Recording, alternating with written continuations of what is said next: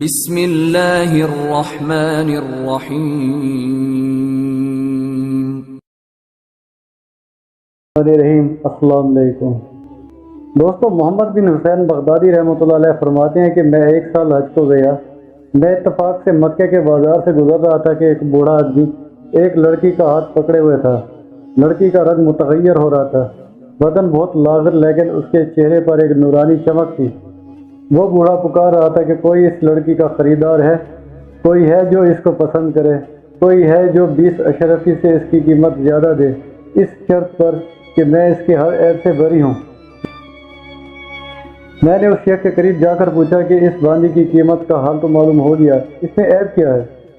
تو وہ کہنے لگا کہ یہ لڑکی پاگل ہے، ہر وقت غمزدہ رہتی ہے، رات بھر نماز پڑھتی ہے، دن بھر روزہ رکھتی ہے، نہ کھاتی ہے نہ پیتی ہے، ہر جگہ بالکل تنہائی پسند کرتی ہے۔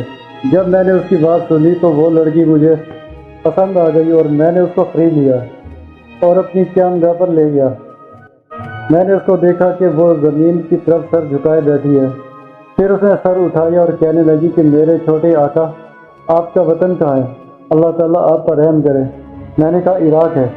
کہنے لگی کون سا عراق، بصرہ یا کوفہ؟ میں نے کہا دونوں نہیں۔ کہنے لگی تو کیا آپ بغداد کے رہنے والے ہیں؟ میں نے کہا ہاں۔ کہنے لگی واہ واہ، وہ تو عابدوں کا شہر ہے، زاہدوں کا شہر ہے۔ مجھے تعجب ہوا کہ یہ باندی ایک کوٹھری سے دوسری کوٹھری میں جانے والی، اس کو عابدوں اور زاہدوں کی کیا خبر؟ میں نے اسے دل لگی کے طور پر پوچھا کہ تو قرآن میں سے کن کن عابدوں کو جانتی ہے؟ کہنے لگی مالک بن دینار رحمۃ اللہ علیہ کو، بشر حافی رحمۃ اللہ علیہ کو، صالح مری رحمۃ اللہ علیہ کو، ابو حاتم سجستانی رحمۃ اللہ علیہ کو، معروف کرخی رحمۃ اللہ علیہ کو، محمد بن حسین بغدادی رحمۃ اللہ علیہ کو، رابعہ ادویہ رحمۃ اللہ علیہ کو، شعبانہ رحمۃ اللہ علیہ کو، میمونہ رحمۃ اللہ علیہ کو۔ میں نے اس سے پوچھا کہ تجھے ان سب کا حال کس طرح معلوم ہوا؟ کہنے لگی اے جوان، میں ان کو کیسے نہ جانوں؟ خدا کی قسم یہ لوگ دلوں کے طبیب ہیں، یہ وہ لوگ ہیں جو عاشق و معشوق کا راستہ بتاتے ہیں۔ پھر اس نے 4 شعر پڑھے جن کا ترجمہ یہ ہے: یہ وہ لوگ ہیں جن کے فکر اللہ کے ساتھ وابستہ ہو گئے ہیں، تب ان کے لیے کوئی فکر ہی کسی اور کا نہیں رہا۔ ان لوگوں کا مقصد صرف ان کا مولا اور ان کا سردار ہے۔ کیا ہی بہترین مقصد ہے جو صرف ایک بے نیاز ذات کے واسطے ہے۔ نہ تو دنیا ان سے الجھتی ہے اور نہ کھانوں کی عمدگی، نہ دنیا کی لذتیں، نہ اولاد، نہ ان سے اچھا لباس جھگڑتا ہے، نہ مال کی روز افزوں زیادتی، نہ تعداد کی کثرت۔ اس کے بعد میں نے کہا اے لڑکی، میں محمد بن حسین ہی ہوں۔ کہنے لگی کہ میں نے اللہ تعالیٰ سے دعا کی تھی کہ تم سے میری کہیں ملاقات ہو جائے۔ تمہاری وہ دلکش آواز کیا ہوئی جس سے تم مریدین کے دلوں کو زندہ کیا کرتے تھے اور سننے والوں کی آنکھیں اس سے بھر جایا کرتی تھی۔ میں نے کہا بحال ہی موجود ہے۔ کہنے لگی خدا کی قسم مجھے قرآن پاک کچھ سنا دو۔ میں نے بسم اللہ الرحمن الرحیم پڑھی تو اس نے بہت زور سے ایک چیخ ماری اور بے ہوش ہو گئی۔ میں نے اس پر پانی چھڑکا جس سے اس کو افاقہ ہوا تو کہنے لگی جس کے نام کا ایسا اثر ہے، اگر میں اس کو پہچان لوں اور جنت میں اس کو دیکھ لوں گی تو کیا حال ہوگا؟ پھر کہنے لگی اچھا پڑھیے، اللہ جل شانہ آپ پر رحم کرے۔ میں نے سورہ جاشیہ رکوع 2 کی آیت پڑھی جس کا ترجمہ یہ ہے: جو لوگ برے کام کرتے ہیں کیا وہ یہ گمان کرتے ہیں کہ ہم ان کو ان لوگوں کے برابر کر دیں گے جو ایمان لائے اور اچھے عمل کیے کہ ان سب کا جینا مرنا ایک سا ہو جائے؟ جو ایسا گمان کرتے ہیں بہت بری تجویز کر رہے ہیں۔ یہ آیت سن کر وہ کہنے لگی کہ اللہ تعالیٰ کا شکر ہے، ہم نے کبھی کسی کی نہ پرستش کی نہ کسی صنم کو بوسہ دیا۔ کچھ اور پڑھیے، اللہ آپ پر رحم کرے۔ تو میں نے سورہ کہف رکوع 4 کی آیت پڑھی جس کا ترجمہ ہے: بے شک ہم نے ظالموں کے لیے آگ تیار کر رکھی ہے جس کی قناتیں ان کو چاروں طرف سے گھیرے ہوں گی، اور اگر وہ لوگ فریاد کریں گے تو ایسے پانی سے ان کی فریاد رسی کی جائے گی جو تیل کے تلچھٹ کی طرح بدحیت ہوگا اور ایسا سخت گرم منہوں کو پکارے گا۔ کیا ہی برا پانی ہوگا اور جہنم کیا ہی برا ٹھکانہ ہے۔ وہ کہنے لگی تم نے اپنے دل پر نا امیدی لازم کر دی، اپنے دل کو امید اور خوف کے درمیان معطر کرو۔ کچھ اور پڑھو، اللہ جل شانہ آپ پر رحم کرے۔ تو میں نے سورۃ عبس کی آیت پڑھی جس کا ترجمہ ہے: بہت سے چہرے اس دن خندہ و شاداں ہوں گے، اور یہ پڑھا جس کا ترجمہ یہ ہے: بہت سے چہرے اس دن بارونق ہوں گے اور اپنے رب کی طرف دیکھتے ہوں گے۔ اس پر وہ کہنے لگی ہائے، مجھے اس دن کی ملاقات کا کتنا اشتیاق ہوگا جس دن وہ اپنے دوستوں کے لیے تجلی فرمائے گا۔ کچھ اور پڑھیے، اللہ تعالیٰ آپ پر رحم کرے۔ میں نے سورہ واقعہ رکوع 1 کی کچھ آیات پڑھی جن کا ترجمہ یہ ہے کہ ان اعلیٰ عہدیداروں کہ ان اعلیٰ درجے والوں کے پاس ایسے لڑکے جو ہمیشہ لڑکے ہی رہیں گے، یہ چیزیں لے کر ہمیشہ آتے جاتے رہیں گے، آب خورے اور آفتابے اور ایسے گلاس جو بہتی ہوئی شراب سے بھرے ہوئے ہوں گے کہ نہ اس شراب سے ان کو سر کا درد ہوگا یعنی چکر آئے گا، نہ عقل میں فطور آئے گا، اور ایسے میوے لے کر آئیں گے جن کو یہ لوگ پسند کریں، اور پرندوں کا گوشت جو ان کو مرغوب ہو، اور ان کے لیے خوبصورت بڑی بڑی آنکھوں والی حوریں جیسا کہ حفاظت سے پوشیدہ رکھا ہوا موتی۔ یہ سب کچھ بدلہ ہے ان اعمال کا جو وہ دنیا میں کیا کرتے تھے۔ یہ لوگ جنت میں نہ بک بک سنیں گے نہ کوئی اور بےہودہ بات، بس سلام ہی سلام کی آواز ہر طرف سے آئے گی۔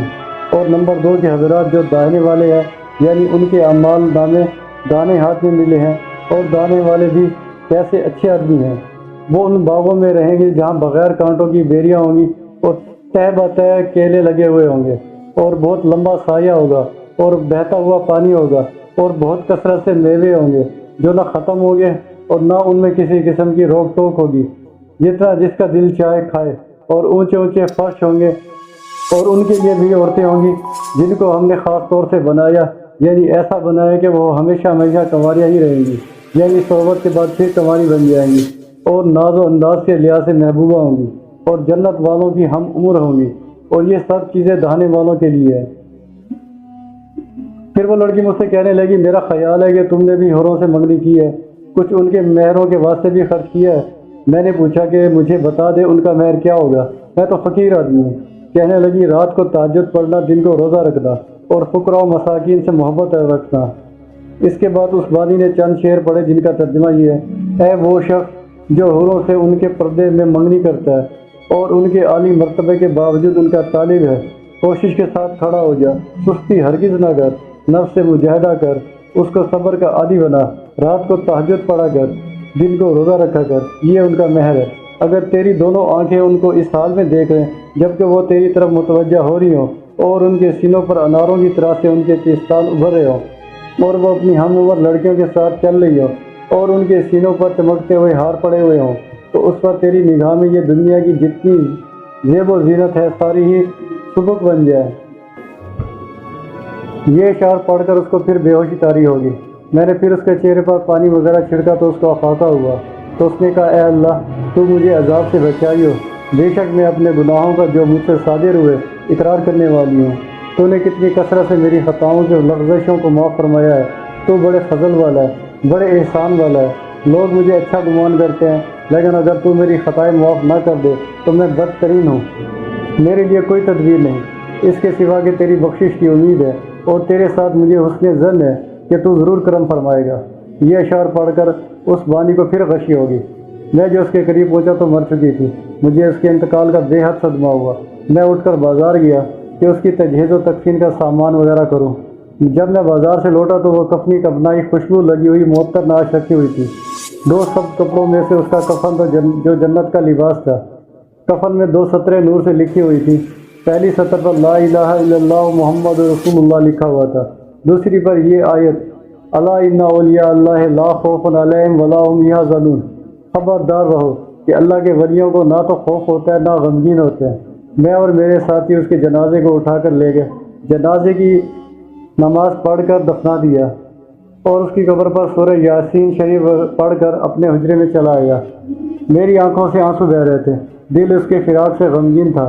واپس آ کر میں نے 2 رکعت نماز پڑھی اور سو رہا۔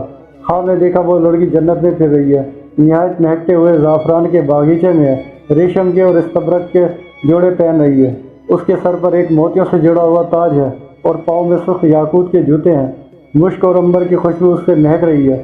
اس کا چہرہ شمس و قمر سے زیادہ روشن ہے۔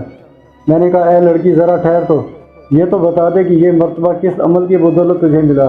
کہنے لگی کہ فقراء اور مساکین کی محبت سے اور استغفار کی کثرت سے اور مسلمانوں کے راستے میں سے تکلیف دینے والی چیزوں کے ہٹا دینے سے۔